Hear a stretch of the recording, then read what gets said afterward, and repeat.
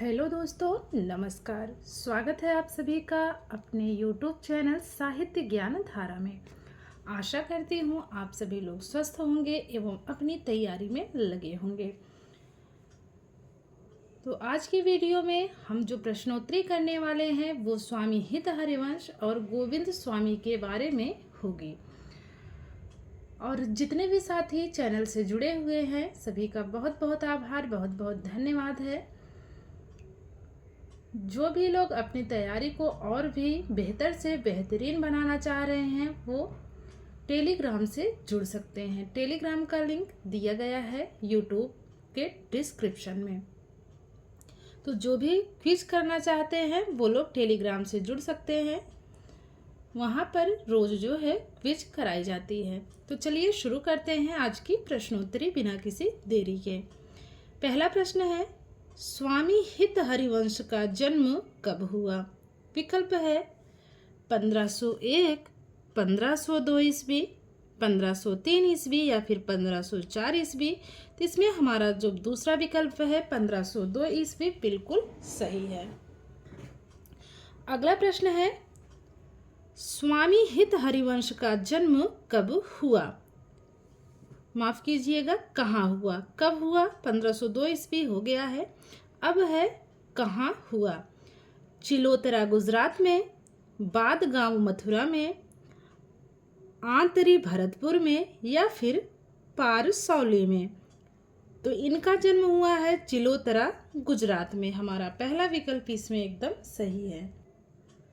अगला प्रश्न है, हित हरिवंश जी किसके शिष्य थे? मध्वाचार्य के, गोपाल भट्ट, निम्बारकाचार्य या फिर रामानंद। तो जो हित हरिवंश जी थे वो थे गोपाल भट्ट जी के शिष्य। आगे है, हित हरिवंश जी ने कौन सा संप्रदाय चलाया? विकल्प है श्री संप्रदाय, सखी संप्रदाय, राधा वल्लभ संप्रदाय या फिर पुष्टि संप्रदाय। इसमें हमारा तीसरा विकल्प राधा वल्लभ संप्रदाय बिल्कुल सही है। पांचवा प्रश्न है, किस संप्रदाय में राधा की स्तुति कृष्ण से बढ़कर है? श्री संप्रदाय में, सखी संप्रदाय में, राधा वल्लभ संप्रदाय में या फिर पुष्टि संप्रदाय में। तो इसमें हमारा तीसरा विकल्प राधा वल्लभ संप्रदाय बिल्कुल सही है। राधा वल्लभ संप्रदाय में राधा की स्तुति कृष्ण से बढ़कर की गई है। अगला प्रश्न है, किस संप्रदाय में राधा के प्रतीक के रूप में तिलक भाल से त्रिकुटी लगाकर उसमें काली बिंदी लगाई जाती है? श्री संप्रदाय में, सखी संप्रदाय में, राधा वल्लभ संप्रदाय या फिर पुष्टि संप्रदाय। तो इसमें हमारा तीसरा विकल्प राधा वल्लभ संप्रदाय बिल्कुल सही है। अगला प्रश्न है, राधा वल्लभ संप्रदाय के मंदिर में वस्त्र निर्मित गद्दी होती है, उस पर अंकित रहता है श्री कृष्णा, राधे राधे, श्री राधा या फिर राधा कृष्णा। तो उस पर जो अंकित रहता है वो रहता है श्री राधा। हमारा तीसरा विकल्प एकदम सही है। अगला प्रश्न देखेंगे, हित हरिवंश जी ने वृंदावन में राधा वल्लभ की मूर्ति कब प्रतिष्ठापित की? 1520 ईस्वी में, 1525, 1530 या फिर 1535। तो इसमें हमारा दूसरा विकल्प 1525 ईस्वी बिल्कुल सही है। अगला प्रश्न है, हित हरिवंश जी को भगवान कृष्ण की बंसी का अवतार क्यों माना जाता है? विकल्प देखेंगे, शांत रस के पदों की रचना के कारण, ओज गुड़ के पदों की रचना के कारण, रचना मधुरता के कारण या फिर बांसुरी बजाने के कारण। इसमें हमारा तीसरा विकल्प रचना मधुरता के कारण बिल्कुल सही है।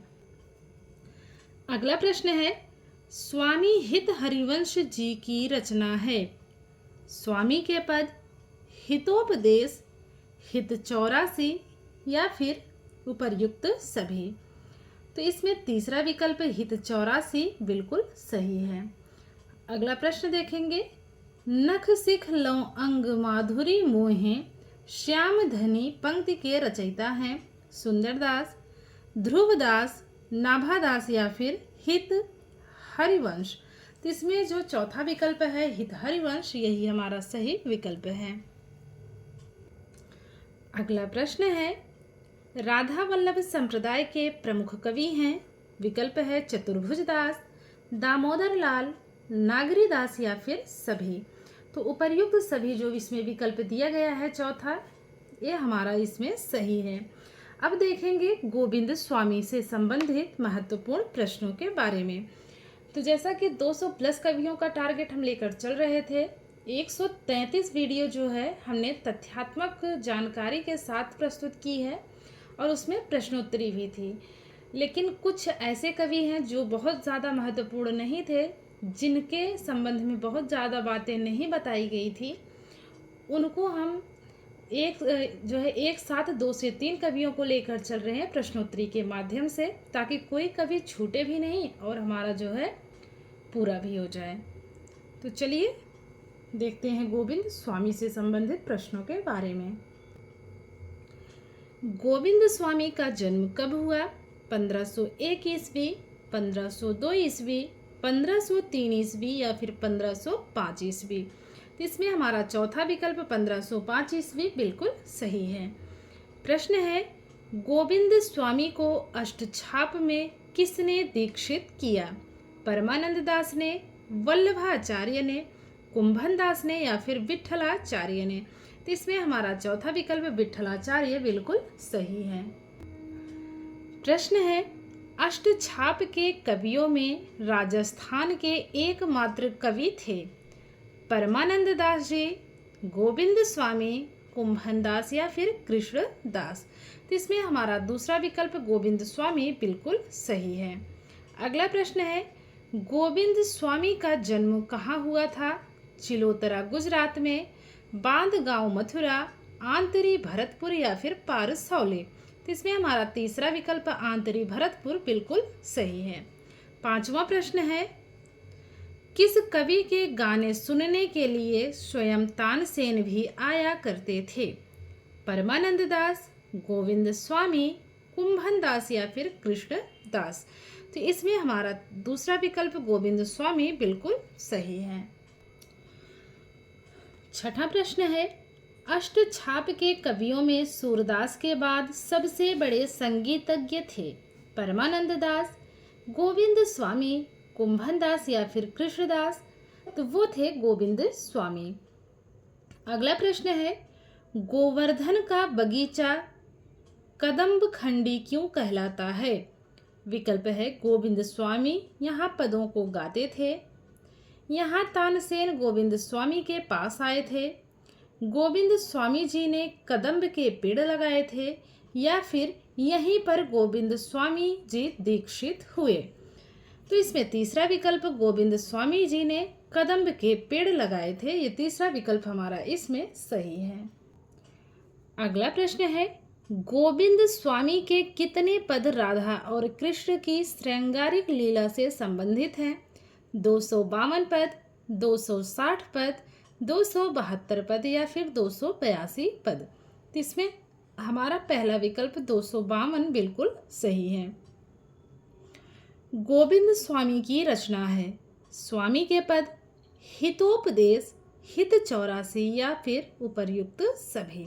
तो इसमें हमारा पहला विकल्प स्वामी के पद बिल्कुल सही है।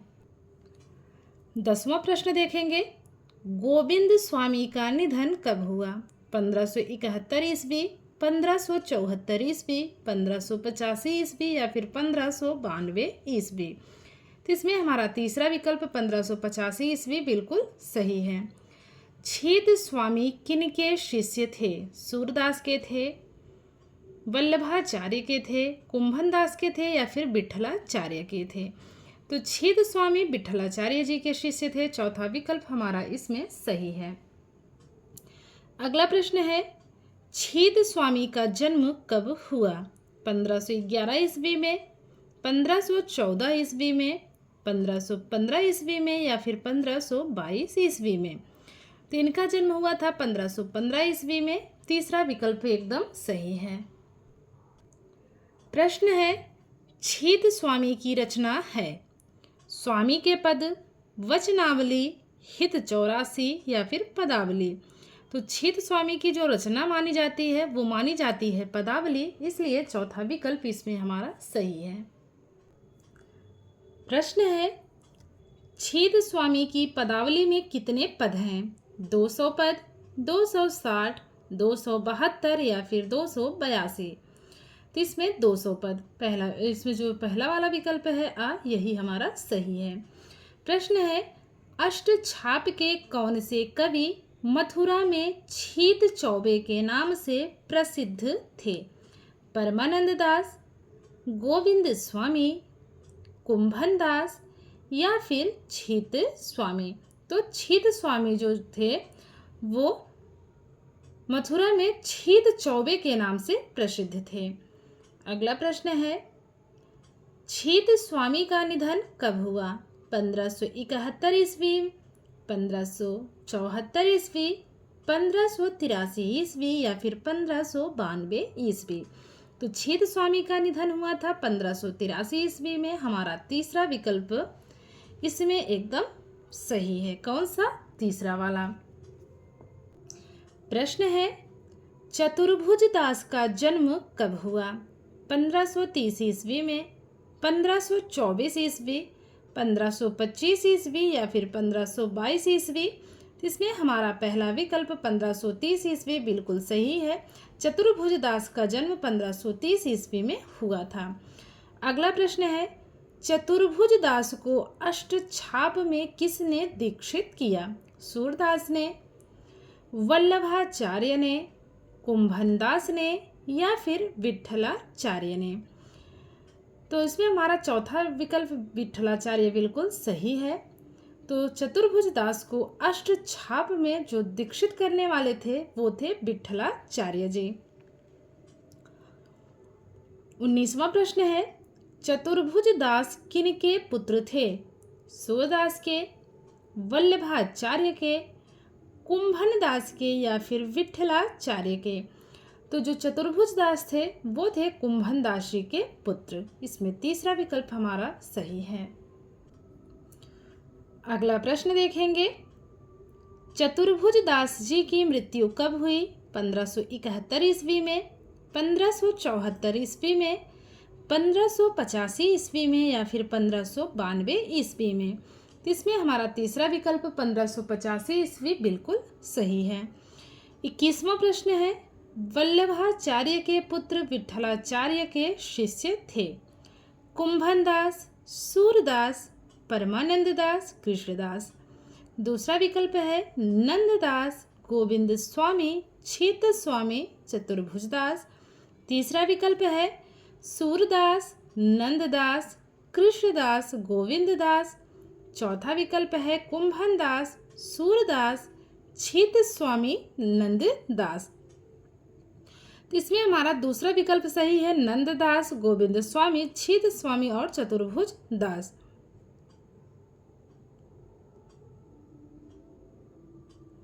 तो नंद, गोविंद, छीत, चतुर्भुज ये किसके शिष्य थे? वल्लभाचार्य के पुत्र विठलाचार्य के शिष्य थे।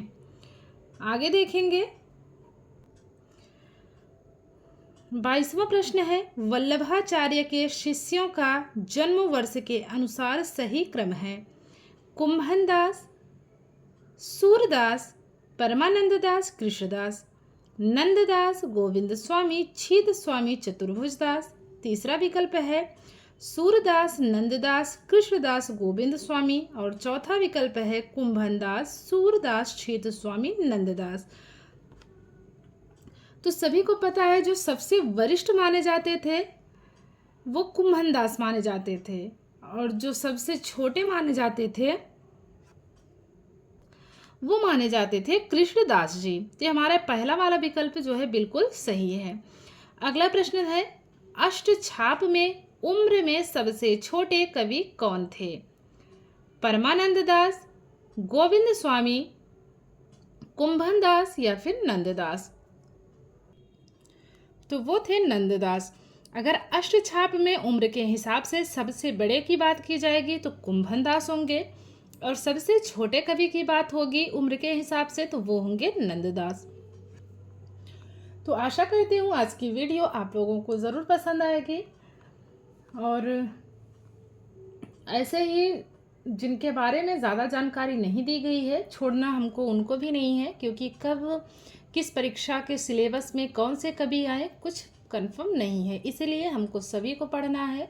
तो जिसके बारे में जितनी भी जानकारी मिल रही है कोशिश यही है कि आप लोगों तक भी पहुंचती रहे। और जो भी लोग क्विज करना चाहते हैं वो लोग टेलीग्राम से जुड़ करके अपनी क्विज करते हुए अपनी तैयारी को और मजबूत कर सकते हैं। यूट्यूब के डिस्क्रिप्शन में लिंक दी गई है टेलीग्राम की, तो आप सभी साथी लोग वहाँ पे जो है जुड़ सकते हैं। और आप लोग अपने साथियों को भी चैनल से ज़रूर जोड़ें। 423 लोग आप लोग हो, अगर एक लोगों को भी आप लोग ऐड करोगे तब भी जो है एक दिन में ही 846 मेंबर हो जाएंगे। तो चलिए ठीक है, अगर वीडियो पसंद आए तो लाइक कीजिएगा, कमेंट कीजिएगा। मिलते हैं नेक्स्ट वीडियो में, तब तक के लिए सभी को जय श्री राधे कृष्णा, जय श्री सीताराम, नमस्कार।